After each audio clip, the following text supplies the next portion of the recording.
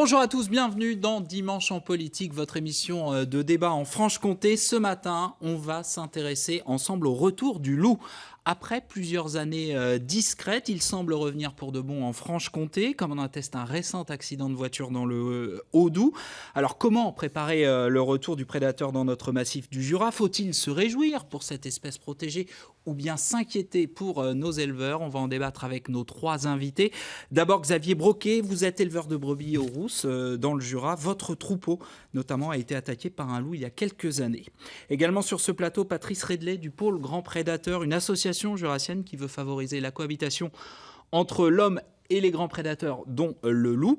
Et puis Yannick Cadet, chef du service eau, risque, nature et forêt à la direction départementale des territoires du Doubs. Vous nous direz notamment comment les services de l'État préparent le retour du loup. Bonjour à tous les trois, merci d'avoir accepté notre invitation. Alors vous en avez l'habitude, cette émission c'est aussi la vôtre. Vous pouvez interpeller nos invités, leur faire part de vos questions sur la page internet de l'émission. Je me ferai d'ailleurs le relais de vos questions tout au long du débat. Et puis vous pouvez commenter sur les réseaux sociaux avec le mot dièse qui s'affiche, Dimpol FC, comme Dimanche en politique Franche-Comté. Alors messieurs, la confirmation est tombée en tout début de semaine après une autopsie. C'est bien un loup qui a été percuté par une voiture sur la commune de Chafouin, c'est près de Pontarlier, le 13 mars dernier. Des traces suspectes ont également été signalées dans le courant de la semaine du côté des Fins, dans le Haut-Doubs. Patrice Redley, est-ce à dire que le loup est définitivement réinstallé en Franche-Comté ? Définitivement, on ne le sait pas encore pour l'instant. On sait que depuis 2003, il y a des passages récurrents de loups. Il y a eu quelques épisodes d'attaques sur le cheptel domestique. Pour l'instant, il n'y a pas d'installation de meute, il n'y a pas de reproduction comme dans d'autres régions de France. Mais a priori, vu la dispersion de l'espèce, oui, nous en tout cas on l'espère, puisque c'est une espèce qui manque à notre faune et qui va retrouver sa place. On parle de passage. Néanmoins, la réinstallation, le retour du loup de manière durable sur le massif, il est inéluctable selon vous ? Inéluctable. Il faudrait savoir, de toute façon, il était présent avant. Il faudrait voir les différences qu'il y a entre la période où il était présent et notre période actuelle, et puis voir ce qui pourrait le gêner. Mais a priori, le loup s'adapte assez bien à toutes sortes de milieux, toute forme de fréquentation humaine. Donc a priori, il n'y a aucune raison pour qu'il ne se réinstalle pas en Franche-Comté. Yannick Cadet, les services de l'État surveillent bien évidemment la présence du loup. Vous confirmez, l'animal est simplement de passage aujourd'hui en Franche-Comté ? En tout cas, on ne sera pas surpris qu'il colonise la Franche-Comté parce qu'effectivement, il est installé dans le massif alpin, comme chacun sait. Il est présent dans les Vosges, en Meurthe-et-Moselle, en Moselle, avec aussi une installation de meute. Donc, que l'arc jurassien soit épargné, entre guillemets, serait un peu surprenant. Donc, qu'il passe et repasse, ça sera sans doute une de ses habitudes. Aujourd'hui, par contre, factuellement, on a cet accident de Chafouin de 2018. Sinon, on ne connaissait antérieurement que des épisodes en 2013 où officiellement on avait observé le loup sur Châtel-Blanc, Parois notamment, et pour le Doubs, je parle spécifiquement, on avait eu de la prédation en 2011 sur un troupeau. On a certainement d'autres observations qui ont été faites, mais pas forcément confirmées par contre. Il y a des suspicions régulièrement. Il y a des suspicions. On a aussi... Il y en a dans le Jura plus récente. Oui, moi je parle vraiment du Doubs sur ces événements-là. On a également de toute façon un réseau d'observateurs, Loup Lynx, qui est très présent sur le terrain, bénévolement, à côté d'autres activités. On a des informations, mais on n'a pas une présence avérée, installée. Ça, on n'aura pas d'observations qui vont dans ce sens-là. Xavier Broquet, vous avez un doute sur la présence du loup sur notamment le massif du Jura ? Pour moi, il y est. Depuis que j'ai eu mon attaque, ça ne fait pas de doute. Même moi, j'habite aux Rousses. Les Suisses, régulièrement, ils ont de la présence de loups, des indices génétiques. Moi, à peine 1 kilomètre de l'endroit où je pâture dans le Rizou, encore l'hiver passé, il y a des biches qui se sont fait prédater, et génétique loup. Parce qu'en Suisse, ils recherchent la génétique plus qu'en France. C'est-à-dire que là, il y a une preuve scientifique qu'il y a des loups juste de l'autre côté de la frontière, c'est ça ? Par exemple, moi, pour vous dire, quand j'ai eu mon attaque, c'est mis grand canidé, alors que tout le monde, tous les agents d'office de la chasse, pour eux c'était du loup, il n'y avait pas photo, c'est prise au cou. C'est assez clair. Et ça, vu l'environnement, les bêtes protégées par des chiens, un parc nocturne, tout ça, c'était difficile de dire que c'était un chien qui avait pu faire autant de dégâts. Mais par exemple, sur la masse de bêtes qui se sont fait tuer, puisqu'il y en a eu quand même 35, il n'y a eu aucun prélèvement génétique de fait. Non. Donc ça laisse le doute quand même à chaque fois. Et... Oui, mais maintenant, donc vous avez raison sur le Rizou. De toute façon, c'est en train de, on va pas dire forcément s'installer parce qu'il faut attendre des preuves, mais ça passe très très régulièrement entre la Suisse et la France, et il y a une petite poche qui est en train de. À Bois d'Amont, il y a eu un loup photographié cet été. Hein. Est-ce qu'on sait pourquoi le loup n'est pas encore réinstallé de manière durable ? Je pense notamment, il n'y a pas de meute, a priori ce sont que des individus solitaires. Est-ce qu'on sait pourquoi il ne s'est pas réinstallé dans le Jura alors qu'il est monté il arrive des Alpes, il est remonté dans les Vosges ? Est-ce que c'est parce qu'il y a une concurrence avec le lynx, par exemple ? Est-ce qu'on sait pourquoi il n'y en a pas de manière pérenne dans le Jura jusqu'à présent ? Non, pas forcément, mais après, ça sera une question de temps. Il faut voir ce que je vous disais tout à l'heure, il faut voir ce qui a changé par rapport à l'époque où il était installé, et puis ce qui pourrait peut-être le déranger pour l'instant. Est-ce que la faune sauvage est assez... les proies potentielles sont assez présentes, je pense que oui. De toute façon, en Franche-Comté, normalement... Il y a des forêts, il y a du gibier. Exactement. Donc, normalement, toutes les conditions sont réunies pour qu'il se réinstalle prochainement. Patrice Redley, le retour du loup, en France, il est chiffré. Il y en avait 292 en 2016, 360 en 2017. L'objectif du gouvernement en 2023, c'est d'en avoir 500. Alors, c'est une espèce protégée, mais à quoi ça sert d'avoir un loup ? À quoi ça sert les loups ? Déjà, pour répondre à votre question, de quantifier une espèce comme ça, je trouve ça déraisonnable, parce que c'est un point de vue politique et ça n'arrangera pas les choses sur le terrain, de dire on en veut 500. Non, on a la potentialité pour recevoir davantage de loups, laissons-le revenir. Après, en prenant les précautions qu'il faut pour les éleveurs. Le loup, après, en France, ce qu'il y a, c'est qu'on ne fait pas assez d'études sur l'impact positif des espèces. C'est-à-dire que ça a été fait aux États-Unis, notamment dans le parc du Yellowstone. 10 ans après sa réintroduction, il y a beaucoup d'espèces qui sont revenues parce que le loup a chamboulé un petit peu, a remis en ordre l'écosystème, et ça a permis à des espèces de revenir. Et ça, ce point-là, on ne le prend pas en compte en France. Alors, c'est-à-dire, comment ça marche ? Quand vous mettez un loup dans un écosystème, qu'est-ce qui revient et pourquoi d'autres espèces reviennent ? Sur l'exemple de Yellowstone, c'est simplement, et c'est ce qui se reproduirait chez nous, c'est-à-dire que quand il n'y a pas de prédateurs, il y a des bandes ou de hardes d'ongulés qui sont très importantes et qui stationnent toujours au même endroit, donc il y a du surpâturage à certaines zones. Les ondulés, c'est les cerfs, les chevreuils, chamois. Le loup revient, ou un prédateur revient, mais surtout le loup. Et il ne va pas taper dessus, parce que ce qu'on entend tout le temps, s'il y a un prédateur qui revient, il n'y aura plus d'autres animaux. Ils vivent depuis des millions d'années ensemble, donc c'est un équilibre qui se fait. Mais par contre, il va répartir ces animaux différemment. C'est-à-dire que la végétation va reprendre là. À Yellowstone, notamment, il y a des nouvelles espèces d'oiseaux qui sont revenus. Le castor est revenu, la loutre également. Voilà, il y a des insectes qui reviennent parce que l'écosystème change, tout simplement. Mais on est aussi dans un environnement qui est très différent, je veux dire, chez nous, et dégradé. Par exemple, moi, typiquement, quand j'ai récupéré les terrains du Rizou, c'est des zones Natura 2000, présence de grands tétras. Donc, le souci qui s'est posé en premier lieu, est-ce que mes patous vont pas bouffer du grand tétras ?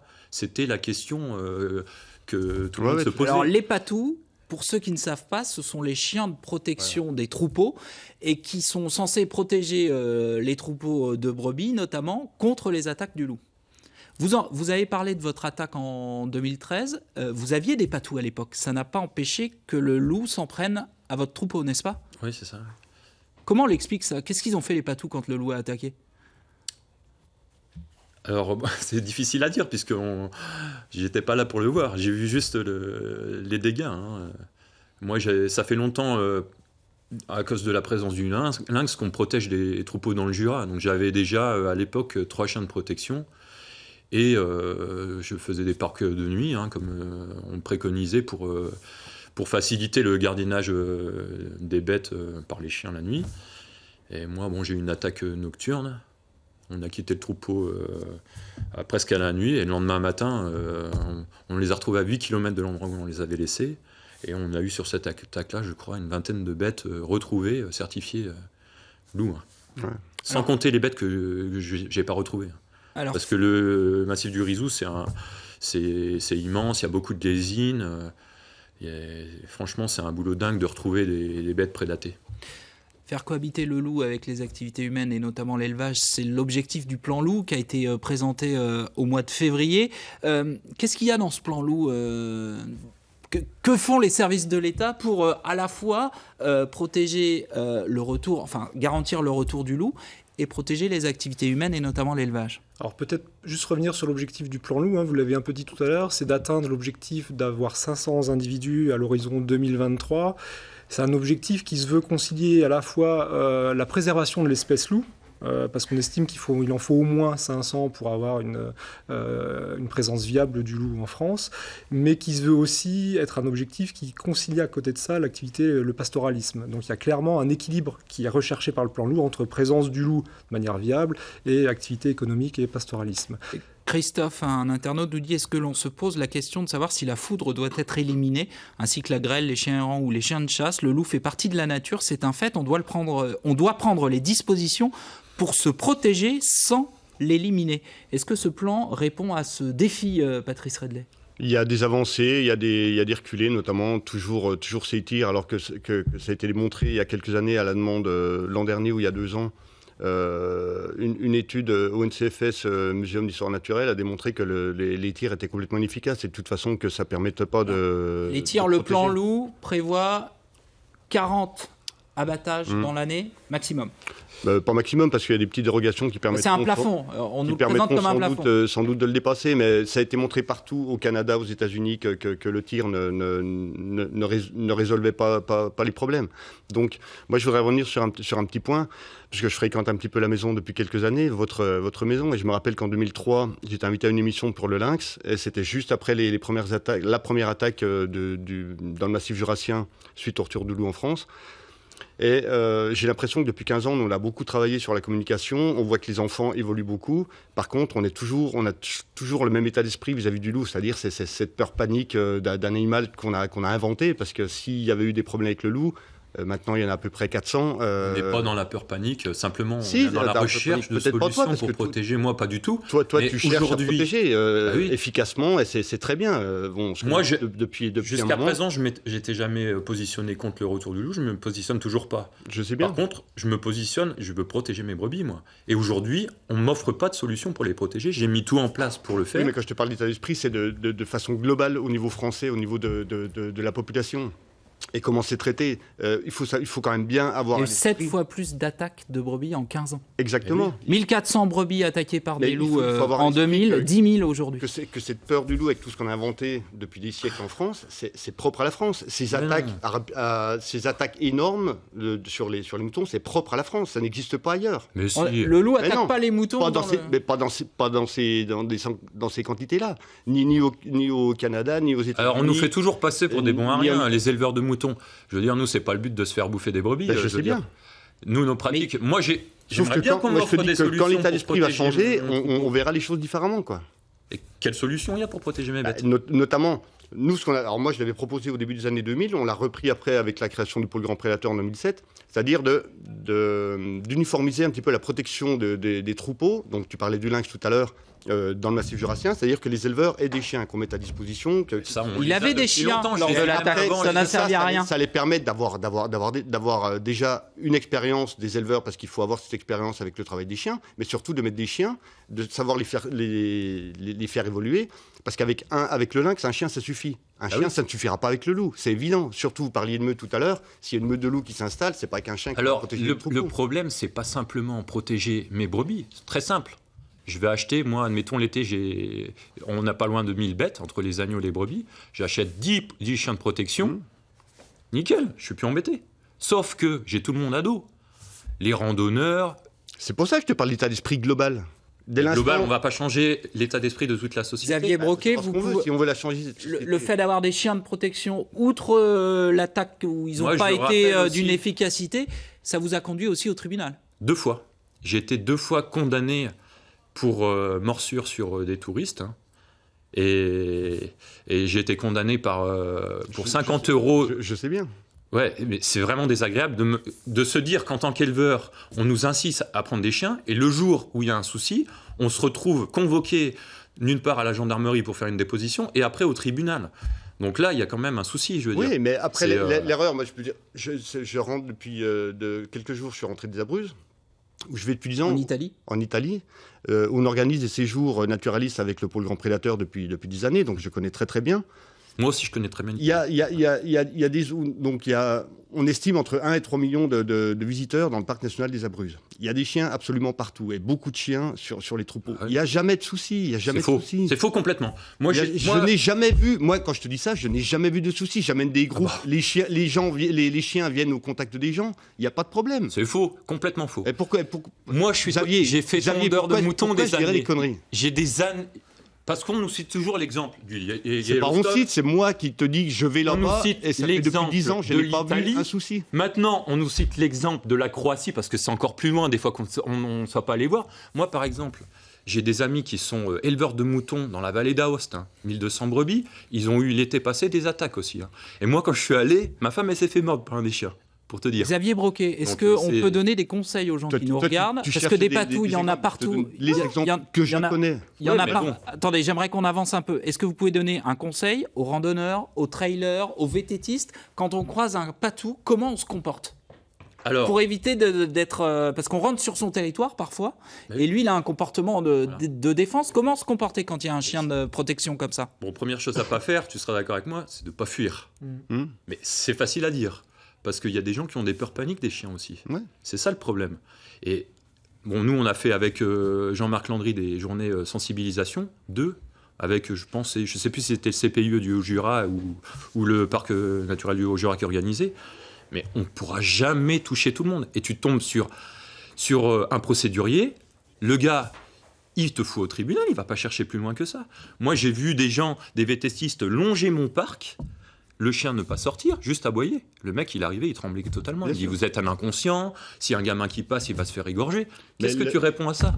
L'une des clés du problème, elle est là aussi. C'est-à-dire que c'est pas mettre toute la responsabilité sur les éleveurs et sur les chiens de protection, c'est informer. Alors nous on le fait depuis des années. Alors moi, au tribunal, on m'a dit que je devais être maître de mes chiens en toutes circonstances. Alors si on me dit ça, c'est impossible. Dans ce cas-là, je ne prends plus le chien. C'est pas possible. Yannick Cadet n'a pas pris la parole depuis un moment. Interpellé par les agriculteurs au Salon de l'Agriculture sur cette question du plan loup, Emmanuel Macron a répondu « Si vous voulez me faire dire qu'on supprimera les loups, je ne le dirai pas. Si vous voulez l'engagement qu'on renforcera les moyens de protection ou qu'on sortira les loups de ces bassins, je m'y engage. » On voit que les moyens de protection ne sont pas toujours efficaces. Comment garantir ce double objectif à la fois des loups et à la fois des éleveurs protégés? Alors garantir, je ne sais pas si on peut l'affirmer. Le plan loup, il apporte quand même pas mal de pistes et d'actions.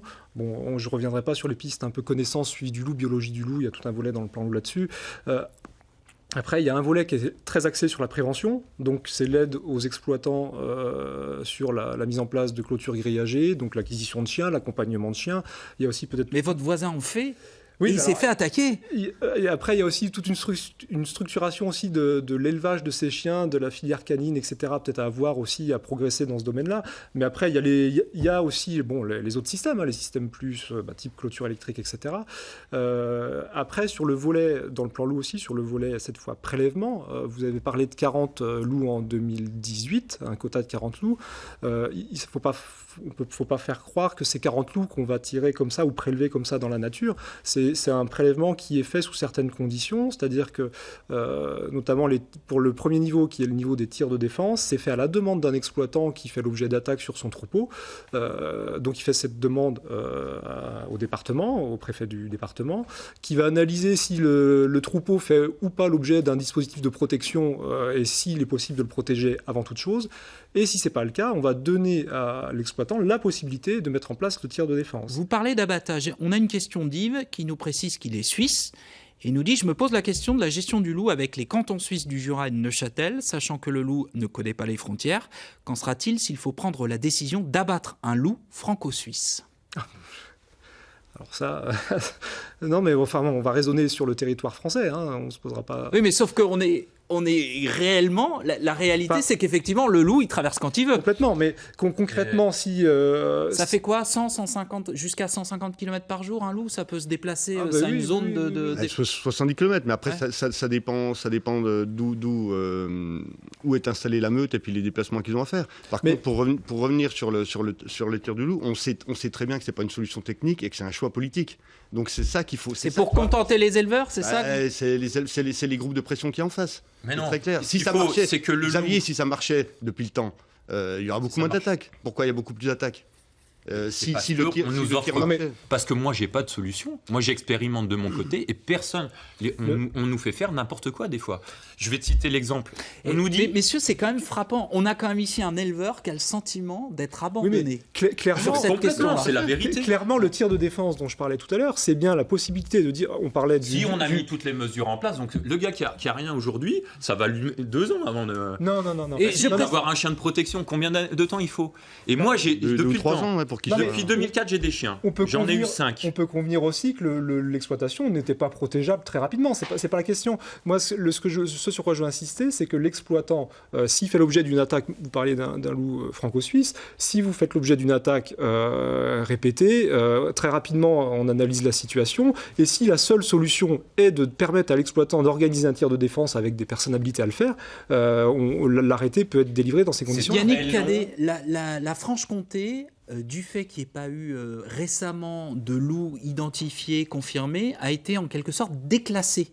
Quelles conséquences ça a, notamment pour les aides à la protection? Alors pas la Franche-Comté. Parce que le Jura, il y a toujours les aides, puisque... c'est par département. Voilà, il ne faut pas qu'il y ait d'attaque, il faut qu'il y ait des observations. Comme il y a eu des observations de fait dans le Jura l'an dernier, c'est toujours en cours. Et moi, je connais des éleveurs... Donc les éleveurs sont toujours aidés dans le Jura. Non, mais ils ont des aides en cercle 1 pour avoir les... Cercle 1 ou cercle 2. Après, cercle 1, c'est là où tu es le mieux loti parce qu'il y a plus d'aides. Cercle 2, il y en a un petit peu moins, mais ça existe toujours dans le Jura. Ouais, mais en fait, c'est largement insuffisant. Oui, mais pour les éleveurs, moi j'ai eu le cas puisque j'ai embauché un aide-berger toute une saison. Ça fait partie des aides, ça. Du dispositif d'aide, les bergers peuvent salarier quelqu'un, notamment à la période critique, pour protéger le troupeau en plus, d'avoir une présence humaine supplémentaire. Il n'y a pas que les chiens. Alors concrètement, les aides, il y a toujours ce qui existe, les indemnisations qui sont faites sur les bêtes tuées, si on a fait le constat qu'elles ont été tuées par un loup. Ça, c'est quelle que soit l'existence d'un zonage type cercle ou autre chose.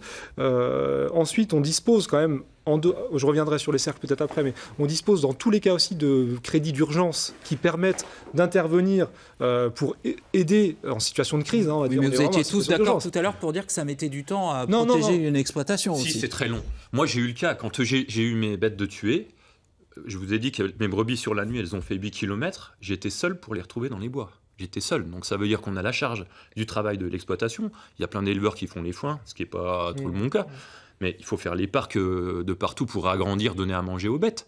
On est vraiment dans l'urgence. Quand on a des bêtes de partout, tiens, j'en ai une là, il faut amener les gardes pour qu'ils puissent l'avoir. Bon, après, il y en avait tellement qu'ils m'ont dit, quand tu les vois, tu les prends. On ne va pas faire le tour partout. Mais pour un éleveur, c'est ingérable tout ça. Non, mais je comprends bien. Ce que je veux juste dire, l'accompagnement humain, c'est une chose. Ce que je veux dire, c'est qu'il y a quand même des outils financiers, en tout cas, qui sont mobilisables pour aider de manière urgente. C'est très long. Après, pour en revenir juste au cercle, effectivement, les grandes aides du plan loup qui sont prévues, que ce soit l'assistance technique, le financement des bergers, etc., ne le sont que quand on est dans des cercles. Et ces cercles sont possibles quand on a eu des prédations et des attaques dans les 2 ans qui ont précédé.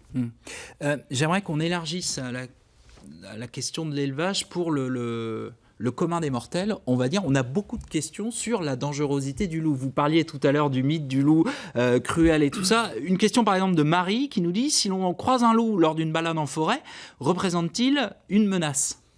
Voilà. Moi, j'en croise plusieurs fois par an depuis 10 ans. Voilà, il manque pas un bout de doigt, il manque rien. C'est ça la clé du problème. Tant qu'on aura... Jamais un loup n'attaquera un humain. Pour moi, c'est entièrement faux. Tout ce qu'on a raconté avant, c'était ça a pu arriver, c'est arrivé avec des loups malades, des loups enragés. Moi, j'aimerais qu'on m'amène une preuve formelle que ça arrivé avec des loups sains. C'est pas possible. Moi, j'en croise tous les ans. J'ai pas de souci avec ça. Une autre question d'Amandine. On dit que le loup est inoffensif pour l'homme. Le loup peut-il attaquer l'homme s'il est blessé ou en meute ou s'il a faim? Un petit enfant risque-t-il quelque chose, messieurs? Vous ne savez pas? Ça veut dire quoi cette moue? Non, j'en sais rien. Est-ce que vous pensez que ce genre de question est posée dans d'autres émissions consacrées au loup dans d'autres pays? Non, malheureusement non. C'est ça qui. Mais ça veut dire quoi? Que la France, les Français ont un problème avec le loup, c'est ça? Franco-français, bien sûr. Moi, je vous le dis depuis le début de l'émission. J'aurais tendance à penser que comme toute bête sauvage, le loup a peur avant nous, mais après, je suis pas spécialiste. Après, on se focalise sur... J'ai jamais eu peur en allant à mes brebis, pour moi. Bien sûr. Par contre, à chaque fois, moi, j'ai le stress maintenant quand j'arrive de me dire comment je retrouve mon troupeau. Voilà, c'est ça. À chaque fois, maintenant, j'arrive. Avant d'arriver, je me dis qu'est-ce qui s'est passé? Et par rapport à Xavier, je voulais, on parlait des aides d'administration. Je voulais dire qu'à l'époque, quand il y a eu les attaques, avec le Jura Nature Environnement et le Pôle Grand Prédateur, on avait fait un appel à nos bénévoles. On avait trouvé en quelques jours 70 personnes, je ne sais pas si tu te souviens, pour essayer, on avait proposé, nous, essayer de trouver des solutions tout de suite pour lui apporter des réponses, de faire monter des binômes, faire du bruit, jouer de la guitare, enfin faire des trucs, trouver des trucs tout de suite, quoi, pour effrayer. Alors, parce que nous, on a l'impression que tu vas mettre n'importe qui à surveiller un troupeau de moutons.